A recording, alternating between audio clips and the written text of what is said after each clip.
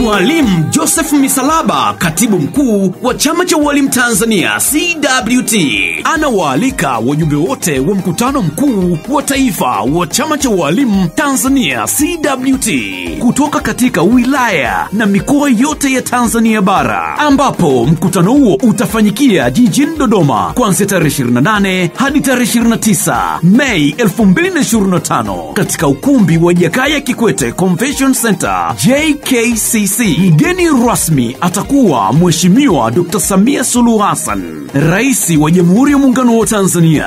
Mkutano huu sambamba na mengi yatakayojadiliwa ni pamoja na uchaguzi mkuu CWT wa taifa 2025-2030. Kutakuwa na burudani mbalimbali kutoka kwa wasanii maarufu nchini. Nyote mnakaribishwa, na mwaka huu tunasema jali mwalimu kwa elimu bora Tanzania.